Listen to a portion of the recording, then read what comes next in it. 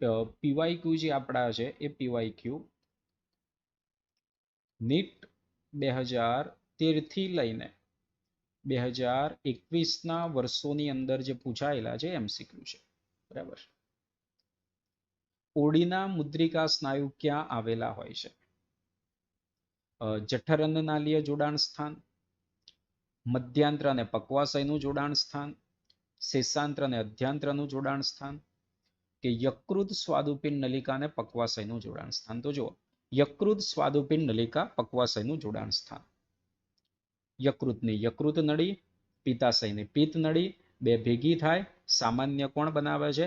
પિત્ત નળીનું નિર્માણ કરે છે. સામાન્ય પિત્ત નળી આગળ વધતી હોય છે તો સ્વાદુપિંડની સ્વાદુપિંડ નલિકા આવશે અને સ્વાદુપિંડ નલિકા જોડાઈને યકૃત સ્વાદુપિંડ નલિકા બનાવે જે પક્વાશયમાં ખુલે કે જ્યાં આવેલો છે ઓડીનો મુદ્રિકા સ્નાયુ. સસ્કસ એન્ટેરિક્સ, જો આ શબ્દો પણ તમને કહેલા છે જ્યારે પણ પ્રકરણ ચાલેલું છે, ગત વર્ષે પણ ચાલેલું છે પ્રકરણ, એ વખતે આવું તમને કહેલું છે. જઠરીય રસ, જઠર પાક, સ્વાદુ રસ, તો એ શું થાય છે? આંતરરસ થશે. શું થશે? આંતરરસ, કે જેને આપણે સસ્કસ એન્ટેરિક્સ કહેવામાં આવે છે. એન્ટેરોકાઇનેજ ઉત્સેચક ખાલી જગ્યાના રૂપાંતરણમાં મદદ કરે છે. એન્ટેરોકાઇનેજનું કામ શું છે? પ્રોટીનનું પોલીપેપ્ટાઇડમાં, ટ્રિપ્સિનોજનનું ટ્રિપ્સિનમાં, કેસિનોજનનું કેસિનમાં કે પેપ્સિનોજનનું પેપ્સિનમાં. હવે જો સ્વાદુરસના જે પણ ઉત્સેચક છે નિષ્ક્રિય સ્વરૂપે છે. ટ્રિપ્સિનોજન, કાઇમોટ્રિપ્સિનોજન, પ્રોકાર્બોક્સીપેપ્ટિડેજ, તેમને જગાડવાનું કામ, એમને સક્રિય કરવાનું કામ એન્ટેરોકાઇનેજ કરે. એન્ટેરોકાઇનેજ બધાને સક્રિય નથી કરતો, પણ એન્ટેરોકાઇનેજ કોને સક્રિય કરે છે? ટ્રિપ્સિનોજનને. અને ટ્રિપ્સિનોજન સક્રિય થઈને ટ્રિપ્સિનમાં ફેરવાય અને ટ્રિપ્સિન હવે બાકીનાને શું કરે છે? સક્રિય કરે છે. એલાર્મનું તમને ઉદાહરણ આપેલું છે એ રીતે. પાચન નળીના ગોબલેટ કોષો ખાલી જગ્યામાંથી રૂપાંતરિત થયેલા છે. લાદીસમ અધિચ્છદ, સ્તંભાકાર અધિચ્છદ, કાસ્થિ કોષો, સંયુક્ત અધિચ્છદ. તો જુઓ, સ્તંભાકાર અધિચ્છદ પ્રકરણ 7માં પણ આપણે આવે છે ને સ્તંભાકાર અધિચ્છદ, કે જેમાં ગોબલેટ કોષો શ્લેષ્મનો સ્ત્રાવ કરતા કોષો. આગળ, આ કોષોને ઓળખો કે જેમનો સ્ત્રાવ પાચન માર્ગના સ્તરને વિવિધ ઉત્સેચકોની અસરથી બચાવે છે. પક્વાશયના કોષો, પ્રધાન કોષો, ગોબલેટ કોષો કે ઓક્ઝેન્ટિકના કોષો. તો ગોબલેટ કોષો દ્વારા શ્લેષ્મનું નિર્માણ થશે જે અહીંયા પાચન સ્તરને બચાવે છે. હવે જો આપણે એમસીક્યુ જે આપણે વાત કરી હતી 3-4 જે પ્રકરણ ભેગા થઈને પૂછાય, કયા ગેસ્ટ્રિક કોષો પાચન તંત્રના કોષો આડકતરી રીતે રક્તકણના નિર્માણમાં મદદરૂપ થાય છે? આડકતરી રીતે રક્તકણના નિર્માણમાં મદદરૂપ થાય.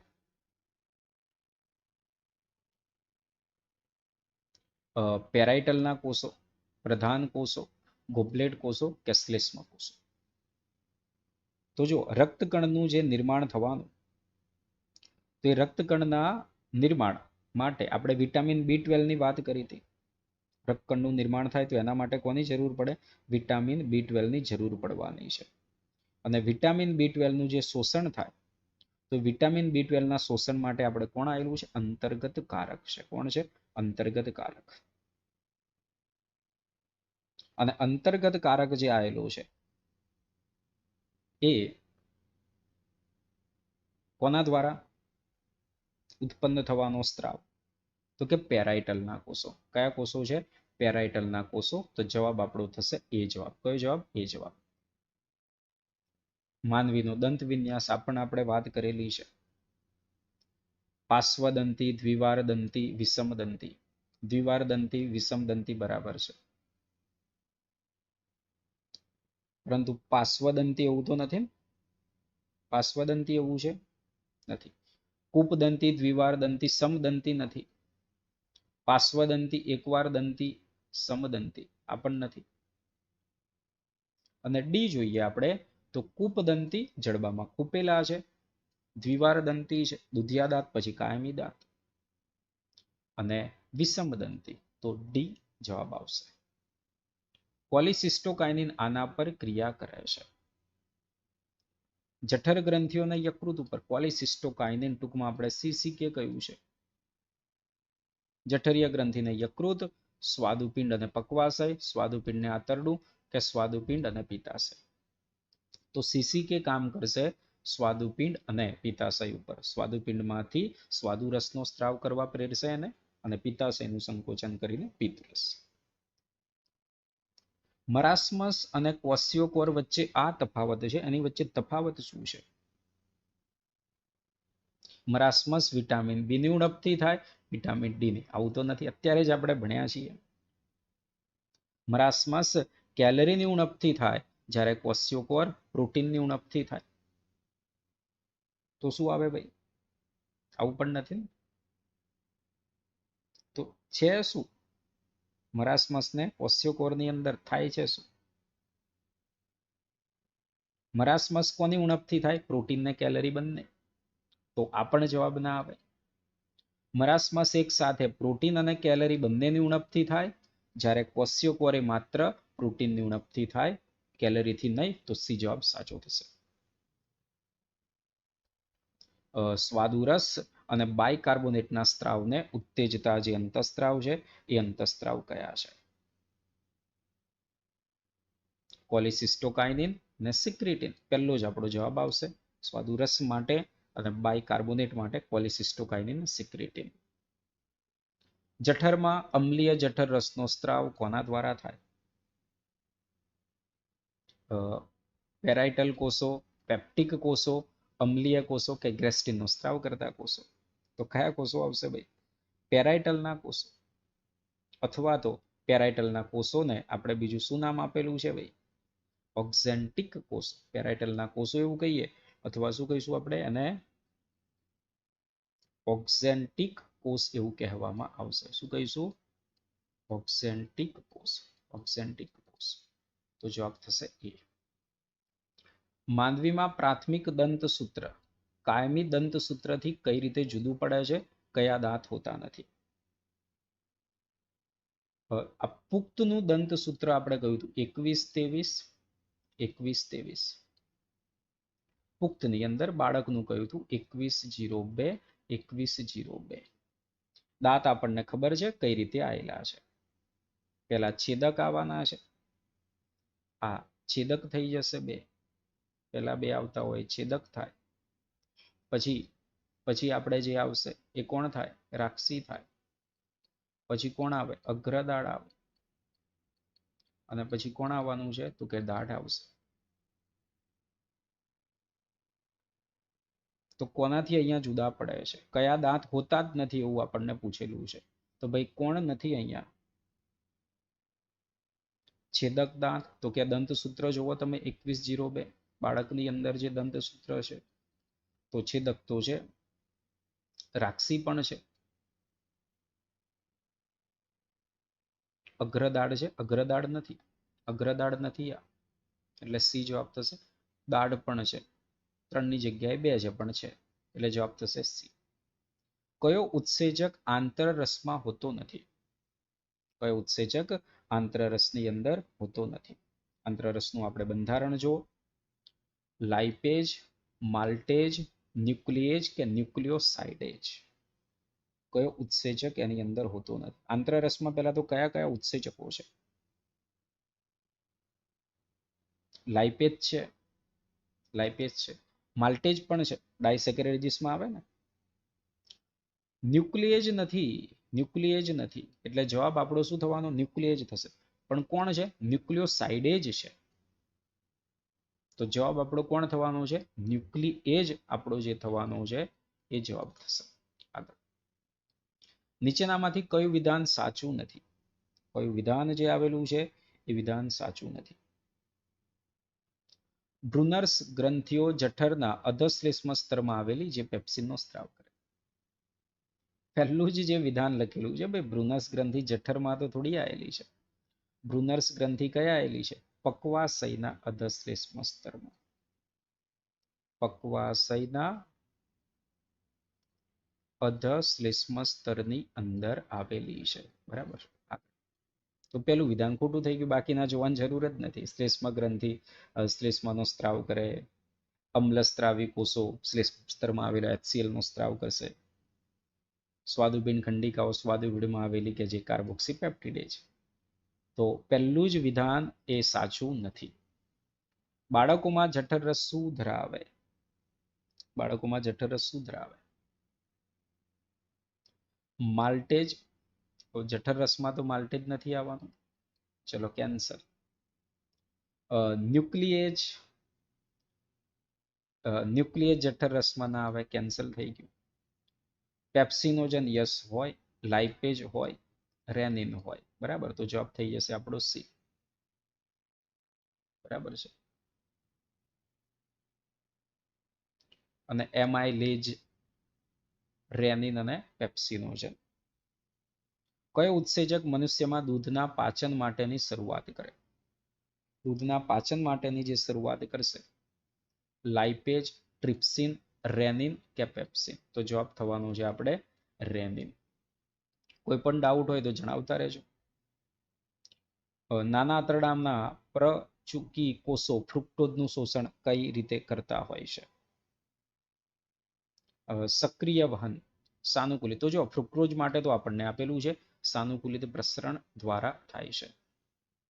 જો પેરાઇટલના કોષોનો સ્ત્રાવ અવરોધ દ્વારા અટકાવવામાં આવે તો શું થશે? પેરાઇટલના કોષો એટલે ઓક્ઝેન્ટિક કોષોનો સ્ત્રાવ આપણે અટકાવી દઈએ તો ભાઈ શું થાય? ઓક્ઝેન્ટિક કોષો એક તો કોનો સ્ત્રાવ કરવાના છે? HCl નો સ્ત્રાવ કરે ને. હવે જો HCl નો સ્ત્રાવ ના થાય તો શું થાય? પેપ્સિનોજન જે આવેલું છે પેપ્સિનમાં રૂપાંતરણ ના પામે અને ચરબીનું જે પાચન થવાનું હોય એ ચરબીના પાચન ઉપર એની અસર થતી હોય છે. એટલે જો આમ પાકમાં જઠર રસનો અભાવ, આ ખોટું. પેપ્સિનોજનમાં જઠર રસનો અભાવ હશે, આવું નથી. HCl ના સ્ત્રાવના અભાવે અક્રિયાશીલ પેપ્સિનોજન ક્રિયાશીલ પેપ્સિનમાં રૂપાંતર પામવાનો નથી. ને પછી આગળ આવું MCQમાં પૂછાય કે કોના પાચન ઉપર અસર થાય? તો પ્રોટીનના પર. આગળ જો આ પણ તમને મેં MCQ વાત કરી છે. જુવાન બચ્ચું સંપૂર્ણ રીતે માતાનું દૂધ લે છે જે સફેદ રંગે છે, પરંતુ બચ્ચું જે મળ ત્યાગે છે જેનો રંગ પીળો હોય છે, તો આ પીળા રંગ માટે કોણ જવાબદાર છે?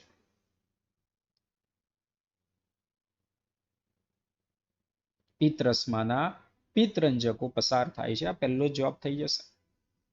અપાચિત દૂધનું નથી પક્વાશયમાં ઠલવાતા સ્વાદુરસ, આંતરરસ.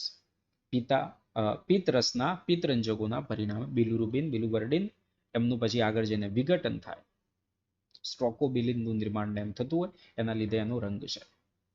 આગળ નીચે આપેલ પૈકી માનવમાં ખોરાકના ઘટકોની કઈ જોડ જઠરમાં સંપૂર્ણ રીતે અપાચિત રીતે પહોંચે છે? જઠરની વાત કરી, જઠરમાં સંપૂર્ણ રીતે અપાચિત રીતે પહોંચે. હવે જુઓ પહેલો ઓપ્શન આપણે જોઈએ તો સ્ટાર્ચ. હવે જો સ્ટાર્ચનું પાચન તો મુખ ગુહાથી શરૂ થઈ ગયું એટલે આ જવાબ ના આવે. બીજું ઓપ્શન આપણે જોઈએ તો ચરબી અને સેલ્યુલોઝ. જો ચરબીનું પાચન થાય મુખ ગુહામાં કશું ના થાય, સેલ્યુલોઝનું થાય ના થાય. તો ચલો આ પાચન વગર જઠરમાં પહોંચે છે. સ્ટાર્ચનું તો મુખ ગુહાથી શરૂ થઈ જાય એટલે ના આવે જવાબ. સ્ટાર્ચનું પણ જેટલામાં સ્ટાર્ચ આપ્યો જવાબ આવવાનો નથી. આગળ આ પણ તમને મેં વાત કરી હતી ઘાટી ઢાંકણ વાળું, જ્યારે આપણે જો એપિગ્લોટિસ વખતે એક સાથે બે મિત્રો જમવાના ટેબલ પર એક સાથે જમે છે. એક ખોરાક ગળતી વખતે એકાએક ઉધરસ ખાવાની શરૂઆત થાય છે. આ ઉધરસ ખાવાની ક્રિયા ખાલી જગ્યાના અયોગ્ય હલનચલનના પરિણામે થઈ. તો જો ઘાટી ઢાંકણના પરિણામે પહેલો જ આપણો ઓપ્શન થઈ ગયો. ઉરોદર પટલ નહીં, ગળું નહીં, જીભ નહીં, ઘાટી ઢાંકણ. કંઠનળી જે આવેલી છે આપણી શ્વાસ નળી અન્નનળીમાં ખુલે. ઘાટી ઢાંકણ શું કામ કરશે? ખોરાકનું વહન થવાનું છે એ દરમિયાન શ્વાસ દ્વારને એટલે ગ્લોટિસને એ બંધ રાખે છે. માનવમાં દૂધના પાચનની શરૂઆત માટે નીચે દર્શાવેલ ઉત્સેચક પૈકી એક ભાગ લે છે.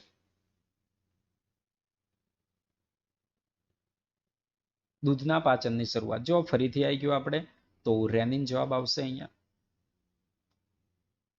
સ્વાદુરસના બંધારણીય ઘટકો પૈકી એક જ્યારે માનવના પક્વાશયમાં ઠલવાય છે. પક્વાશયની અંદર ઠલવાય.